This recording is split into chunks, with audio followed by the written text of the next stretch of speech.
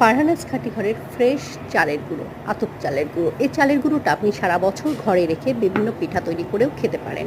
আজকে আমি একটা নতুন খাবার দেখাচ্ছি। এই চালের গুঁড়োটাকে আমি ১ কাপ পরিমাণ চালের গুঁড়ো ২ কাপ পানি দিয়ে ভিজিয়ে নিয়েছি।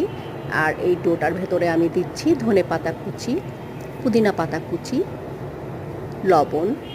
লবণটা যার যার ইচ্ছে মতো পরিমাণ মতো দেবেন, যে যতটুকু লবণ খেতে পছন্দ করেন সেই অনুপাতেই লবণটা দিতে হবে। এরপরে আমি এর ভেতরে দিয়ে দিব একটু হলুদের গুঁড়ো, একটু মরিচের গুঁড়ো। কেউ কেউ চাইলে কাঁচামরিচ কুচিও অ্যাড করতে পারেন। কাঁচামরিচ কুচিটা দিলে ঝালটা একটু বেশি হবে আর ঘ্রাণটাও চমৎকার হবে। তো আমাদের ঘরে বাচ্চারা কাঁচামরিচটা জিভের নিচে পড়লে খুব কষ্ট হয় ওদের, তাই আমি শুকনো মরিচ গুঁড়োটাই দিয়ে দিচ্ছি। এই মশলাগুলো দেওয়ার পরে আপনি ডোটাকে খুব ভালোভাবে মিশিয়ে নেবেন, যাতে মশলাগুলো কোথাও দলা পাকিয়ে না থাকে। খুব সুন্দর করে যখন মশলাগুলো মিশে যাবে, তখন আপনি এই ডোটাকে আধা ঘন্টার জন্য ঢেকে রেখে দেবেন।